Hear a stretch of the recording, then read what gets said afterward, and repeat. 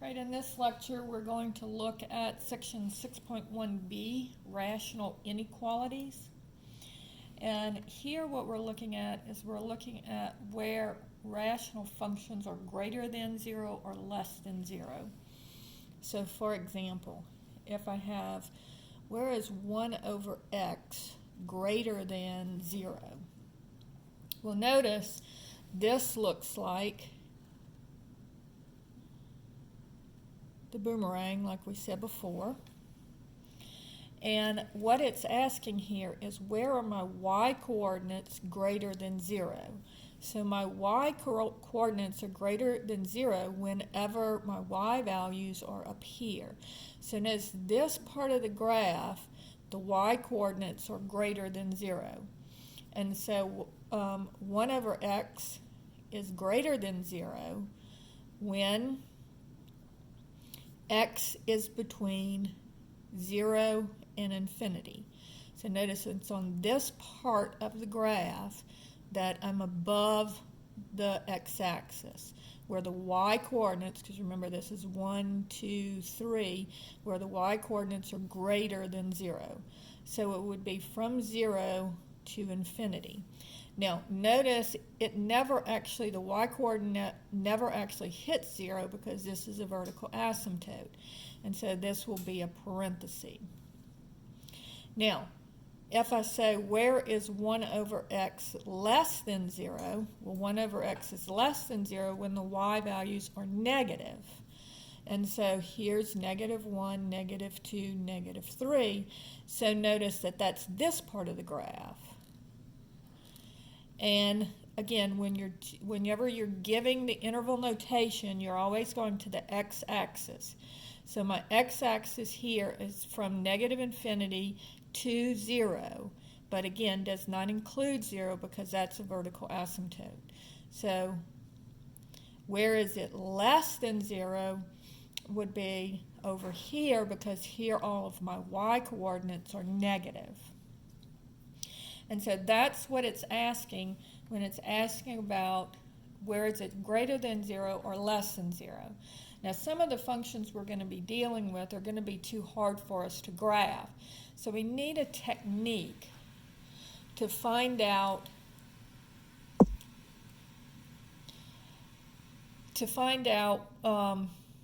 where these functions are greater than 0 and less than 0. So what I'm going to do is I'm going to look at my value x, and it's in the denominator, I know, but I just want to know, where is it greater than 0 or less than 0? Well, x is equal to 0 is my cutoff point. And so what I'm going to do is I'm going to have a cutoff point of 0. So if I plug in -1, x would be negative, and if I plug in, and I can plug in any point less than 0 and any point greater than 0, but I'm going to choose -1 and 1 to plug in. If I plug in 1, 1 is positive. And so notice it's negative over here and it's positive over here. So that tells me that 1 over x would be negative over here and positive over here, because when we take a reciprocal of a negative number, it's still negative. When we take a reciprocal of a positive number, it's still positive. And so 1 over x would be less than 0 over here, and 1 over x would be greater than 0 over here. So notice over here it's negative, and so it would be negative, and here's my cutoff at 0, from -infinity to 0, and it would be greater than 0 from 0 to infinity. And notice, because the 0 is in the denominator, that's where my vertical asymptote is, and so the 0 is not included, just like up here the 0 is not included. All right, so let's look at a couple more. Problem number 2 says -1 over x minus 2. And I want to know, where is it less than 0? So I'm asking, where is it negative? Now, again, I'm going to start with doing a graph just to show you what it's looking like, and then I'm going to show you how to do it using the little pluses and minuses. And so this would be, again, it's a boomerang.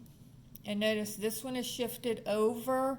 So if I make x minus 2, remember, cannot equal 0. So x cannot equal 2 if I add 2 to both sides. So my vertical asymptote is at x equals 2. And then if I look at my horizontal asymptotes that we saw in the last video,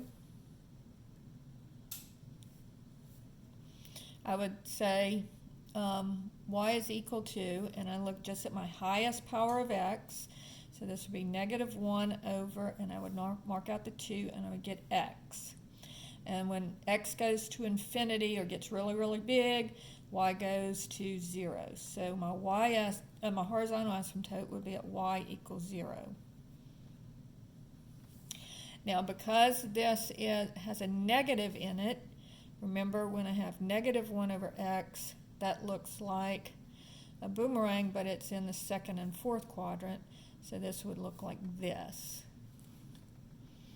So now if I said, where is negative 1? So where is my y-coordinate less than 0? And remember, y-coordinates are less than 0 when they're negative. So it would be down here. And so it would be this part of the graph. So notice it starts at 2 and keeps on going to infinity. But the 2 is not included because it is a vertical asymptote. And so this would be from 2 to infinity. Now, doing the little plus and minus things, again, the only place where I have an asymptote is at x minus 2. And if I set that equal to 0, I get x is equal to 2. So when I do my number line here, my cutoff point will be at 2. And then I've got two factors here. I've got negative 1, and then I've got x minus 2. And then this would be 1 over x minus 2. Now notice negative 1 is always negative, so this will be negative and negative. Now again, here's 2. I can pick any number less than 2 to put over here and any number greater than 2 to put over here. So let's put in a 1 here, and let's put in a 3 here. And so if I plug in the 1 minus 2 would be negative 1, so this is negative.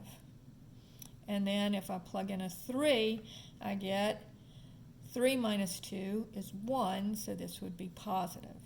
And again, I don't care what the number is. All I care is whether it's negative or positive, because that's all I'm looking at is where is it less than 0. So I want to know where is it positive, where is it negative. So now I'm dividing, because remember this is negative 1 over x minus 2, so negative divided by negative would be positive, and negative divided by positive would be negative. So I'm asking, where is this less than 0? So less than 0 is negative, and so again it would be from 2 to infinity would be my answer, just like I had up here on when I did the graph.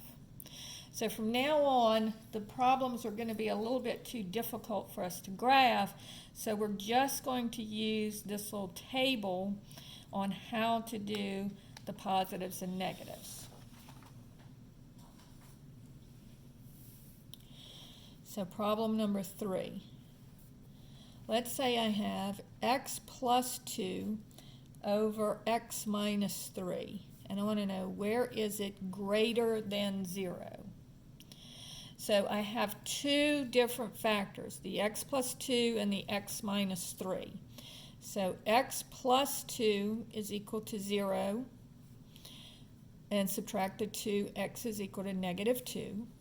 And then I have x minus 3 is equal to 0, so that gives me x is equal to 3. So I have two different numbers on my number line. So in other words, I'm splitting it into 3 parts now. Here I have to look at negative 2, and here I have to look at 3. And again, I have two different factors that I have to worry about, x plus 2 and x minus 3. And then I'm going to look at x plus 2 over x minus 3. And then the next thing that I'm going to do is I'm going to pick 3 different numbers because I've got the number line split into 3 different parts. So I want something less than negative 2, something in between negative 2 and 3, and something bigger than 3. So less than negative 2, let's choose negative 3 here. And then in between negative 2 and 3, well, 0 is always a nice number to pick. And then something greater than 3, let's choose 4. And again, doesn't matter what the numbers are, we're just looking to see where things are positive and where things are negative. So now, if I plug in negative 3, negative 3 plus 2 is negative 1, so that's negative.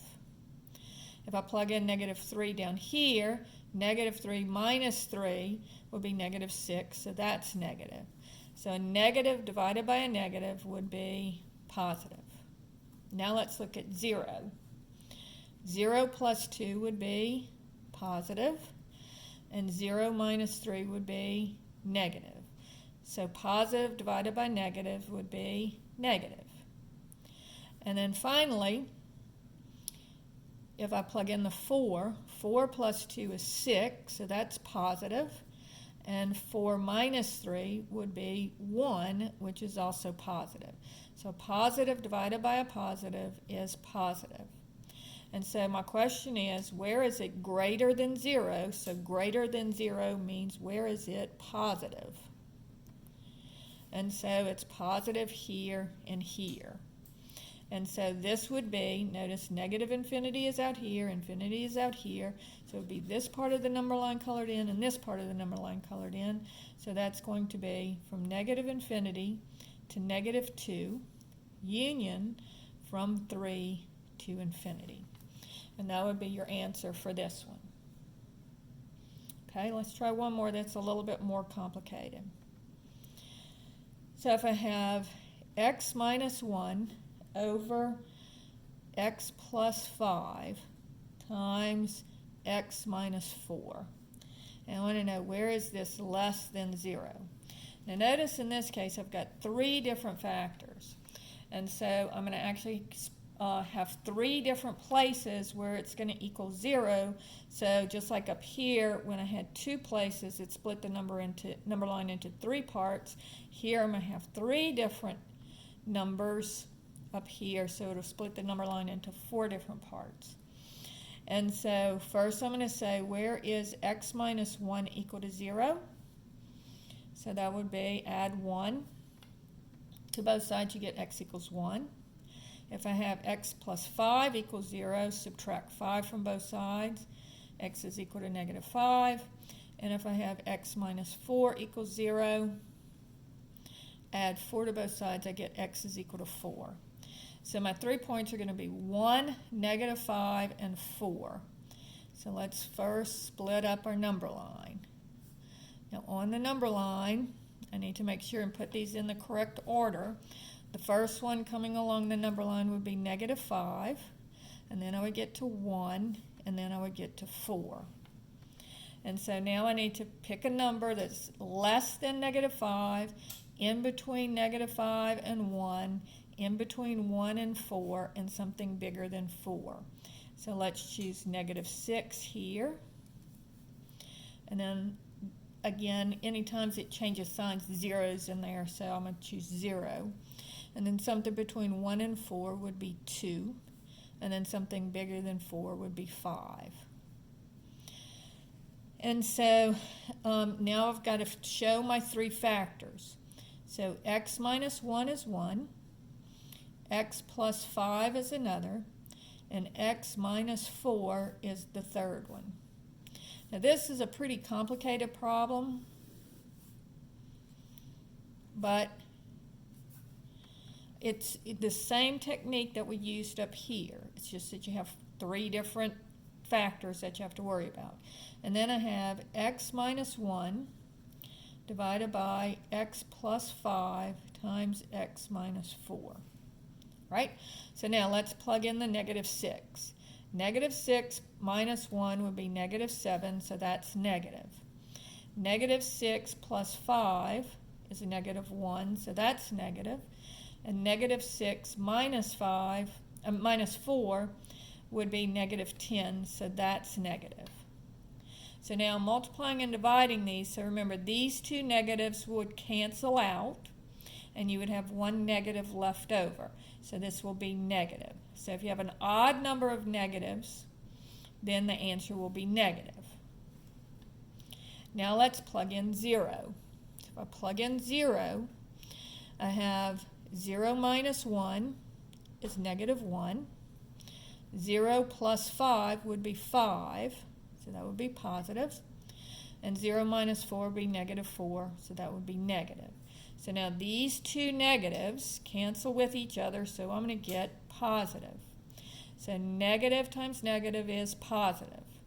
So anytime you have an even number of negatives, it's positive. Now let's plug in 2. 2 minus 1 would be 1, which is positive. 2 plus 5 is 7, which is positive.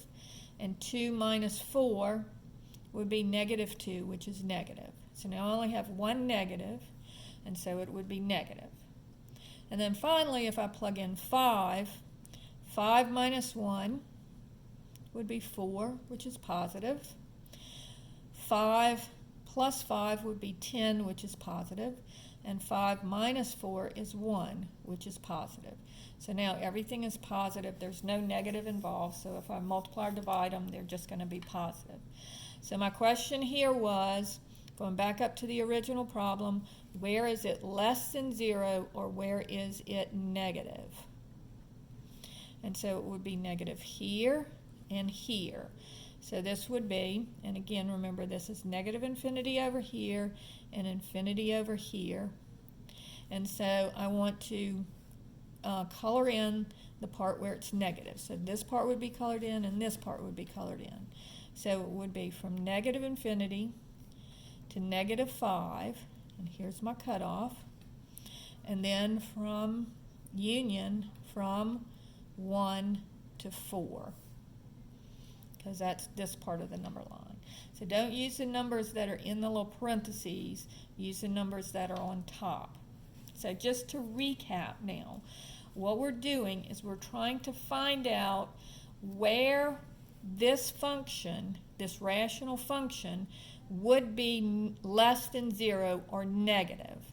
So I look at my three factors and I find out where they're equal to 0, and that's where I'm going to set up my number line, and I'm going to look at each factor, see what it is, see what it divides into, multiplies and divides into, and see if it's positive or negative.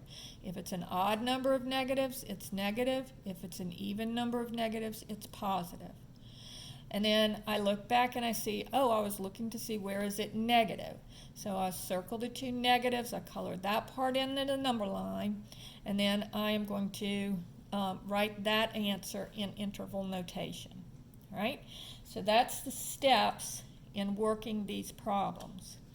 Now, I have one other little twist. Well, actually, there's two little twists that we need to look at that could happen during these problems. The first one is, what if I have x plus 4 over x minus 2? And this is problem number 5. But in this case, instead of just knowing where is it less than or equal to 0, and just less than 0, I want to know where is it less than or equal to 0. So first I'm going to just start my problem just like I normally do. Where is x plus 4 equal to 0? Subtract the 4, negative 4. And where is x minus 2 equal to 0? Add the 2, and I get x is equal to 2. So then I set up my number line. Here's negative 4, and here's 2. and that's where my cutoff is. And remember, negative infinity's over here, infinity's over here. So then I look at my two factors, x plus 4 and x minus 2. And then I'm going to look at my rational function, which is x plus 4 divided by x minus 2. And then I'm going to pick the numbers in between here. So something smaller than negative 4, let's choose negative 5. Something between negative 4 and 2, I'll choose 0. And something bigger than 2, let's choose 3. And again, those numbers could be any numbers as long as it's in that range. So I could choose negative 10, or here I could choose 1, and here I could choose 5 or 7 or any number as long as it's bigger than 2. So now, using the numbers that I chose, negative 5 plus 4 would be negative 1. So it's negative. And then negative 5 minus 2 would be negative. Two negatives divided gives me a positive. Now I'm going to plug in 0. So 0 plus 4, positive. 0 minus 2, negative. Positive divided by negative would be negative. And then if I plug in a 3, 3 plus 4 is 7, so that's positive. And 3 minus 2 would be 1, and that's positive. So positive times positive, or divided by positive, is positive. So here I wanted to know, where is it less than or equal to 0? So here is where it's, and in this case, I want to know where is it negative or equal to 0. All right, so negative or equal to 0. So on here, I'm going to have to check my two endpoints, because if it's just a less than sign, it's always going to be just parentheses. But if I have a less than or equal to sign, I have to check these two endpoints and see, because I may need to put a bracket on one of them. So if I go to my original equation, x plus 4 over x minus 2, right? And I plug in this first endpoint, negative 4. That would be negative 4 plus 4 over 4 minus 2. So that would be 0 over 2, and that is equal to 0. So I'm going to want a bracket here because it is equal to 0. So I'm coloring in this part of the number line and on a bracket on this one. Now let's check this endpoint of 2. So back again to my original rational expression, I would plug in a 2, and I have 2 plus 4 over 2 minus 2. So that gives me 6 over 0, and that, remember, is undefined. And so this one would not, 2 would not be a good answer, and so this is going to be a parenthesis here. And so in interval notation, it would be from negative 4 to 2, with a bracket on the negative 4 and a parenthesis on the 2. Problem number 6. Let's say I have x minus 3 over x plus 2. And I want to know, where is it greater than or equal to 0? All right? So first,